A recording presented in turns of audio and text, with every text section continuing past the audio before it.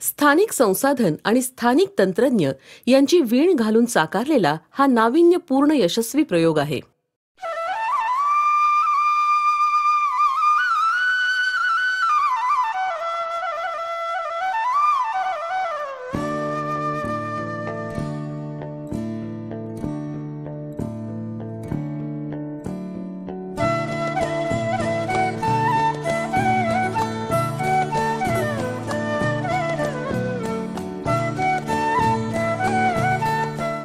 कोकण. आंबा, काजू आणि पर्यटनाच्या मळवाटेनं विकासाचा रस्ता धरणारं कोकण आता बदलतंय. नारळी पोफळीच्या बागांमध्ये आकारास येणारे बायोगॅस ही त्या बदलाची खूण. बायोगॅस मधून ग्रामविकास हे सूत्र अंमलात आणण्यास भगीरथ ग्रामविकास प्रतिष्ठान ही संस्था झटते आहे.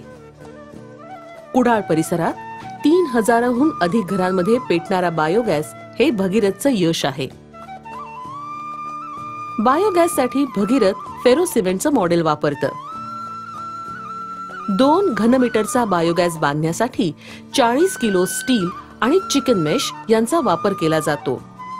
त्याऐवजी बांबूचा वापर करून बायोगॅस उभारता येईल का याचा शोध सुरू झाला. आपण जर जुनी सगळी स्ट्रक्चर जर बघितली, म्हणजे त्याच्यामध्ये विजापूरचा गोल घुमट आला, ब्रिटिशांनी बांधलेल्या अनेक कमानी आल्या आणि ह्याचा मूलभूत आकार जो आहे तो अंडाकृती आहे. आणि ह्या अंडाकृती आकारामध्ये टेन्शन बिअर करण्याची क्षमता सगळ्यात जास्त असते.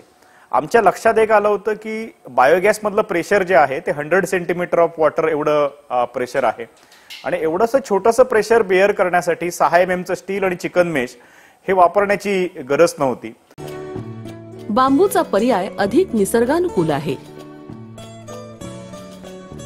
बांबू महाराष्ट्रात सहजी उपलब्ध आहे. तसंच दैनंदिन जीवनात त्याचा वापरही केला जातो. सर्वंकष विचार करता स्टीलच्या तुलनेत बांबू अधिक मजबूत आहे. 40 किलो स्टील आणि चिकन मेश यांचा खर्च 3500 रुपये आहे. त्याऐवजी बांबूच्या जाळ्या वापरल्यास तो खर्च अवघा 1300 रुपये इतका येतो. ग्रामीण भागाच्या दृष्टीनं किमतीतील हा फरक निश्चित महत्वाचा आहे. बांबूचा कार्बन फूटप्रिंट हा स्टीलपेक्षा निश्चितच कमी आहे. याखेरीज बांबूच्या वापरामुळे स्थानिक बुरुडांना व्यवसायाची संधी मिळू शकते. हे लक्षात घेऊन भगीरथनं बांबूचा बायोगॅस बनवण्याचं ठरवलं. त्यासाठी तंत्रज्ञांचा होकार आणि मार्गदर्शन मिळवलं. परंतु बायोगॅस बांधणाऱ्या गवंड्यांना विश्वास वाटणं गरजेचं होतं.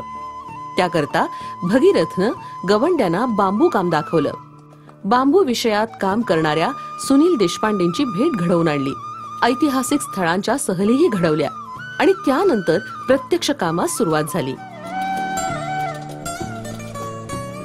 बायोगॅसच्या खड्ड्यामध्ये सुरुवातीला लोखंडी सांगाडा उभारला जातो. त्यावर बांबूच्या बारीक काठ्या लावल्या जातात.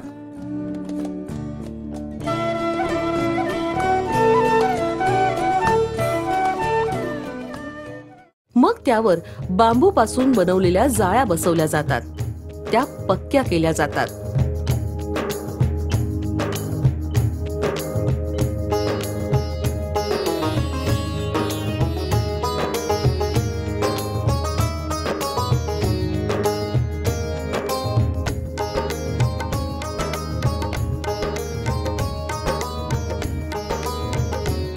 त्यातून तयार होणारा हा अर्धगोल अधिक पर्यावरणपूरक वाटतो. त्यावर प्लास्टर केलं जातं.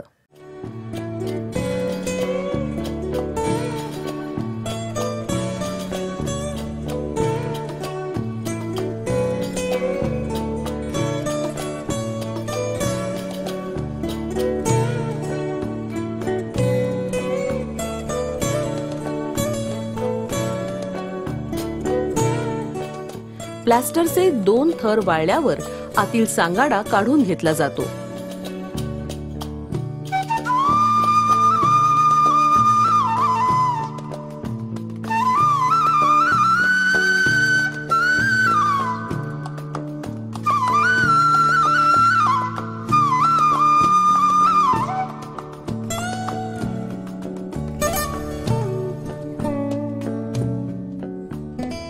त्यानंतर आतून प्लास्टर केलं जातं आणि बायोगॅस बांधून तयार होतो. या बायोगॅसची इनलेटची टाकी तसंच आउटलेटच्या लाद्या बनवण्यासाठी बांबूच वापरला जातो. या प्रक्रियेमध्ये उत्तम प्रतीचा बांबू कसा ओळखायचा हा प्रश्न महत्वाचा ठरतो. परंतु बांबू काम करणाऱ्यांना उत्तम बांबू ओळखण्याचं ज्ञान परंपरेनंच असतं आणि बायोगॅस बांधकामास ते ज्ञान पुरेसं ठरतं. मानगो तोडताना अमावास्या पुणे एक जर मानगो तोडलो तर मानगो लागता. सुक्ती भरती त्या मानग्याला असतात. ते आम्ही सुक्तेला मानगो तोडतो. सुक्ती असली का मानगो तोडतो. भरती असली का मानगो तोडत नाही आम्ही. आणि सुक्ती असलेलो मानगो आमका गॅरंटी येतं त्या मानग्या. आणि आम्ही पेर बघून मानगो तोडतो. मोठा पेर असला तर आम्ही मानगो तो तोडणू नाही. बारीक पेराचो मानगो आणि लांब पेराचो असलो तर तो मानगो आम्ही तोडतो. आणि त्याचा आम्ही बनवतो. डाळी बनवतो, टोपले बनवतो, सुपा बनवतो, सगळा बनवतो. स्थानिक संसाधन आणि स्थानिक तंत्रज्ञ यांचा मेळ घालत भगीरथनं 5 बायोगॅस बांधले, जे बांधताना हे तंत्रज्ञान विकसित होत गेलं. जाळी बनवताना पहिली जाळी बनवताना जरा ही बेळा रुंद आणि मोठी होती. होल सुद्धा जरा खूप मोठे ठेवलेले होते. त्याच्यामुळे होग लागला काय की खाली सिमेंट त्या बेळावर उतरताना बेळ तसंच राहावा आणि नंतर त्याच्यात हवा कायमची साचून राहावा. हवा ती बाहेर जर नाही पडली तर थैसर आमका शंका वाटली की हे नक्कीच क्रॅक होतो. म्हणून आम्ही त्या बेळांमध्ये फरक केलो, जरा बारीक केली आणि जाळी पण त्यांची कमी केली. तसेच हे जे होल असतात ते सुद्धा जरा कमी केले. ही कल्पना प्रत्यक्षात आली ती राष्ट्रीय कृषी आणि ग्रामीण विकास बँक म्हणजेच नाबार्डच्या सहयोगामुळे.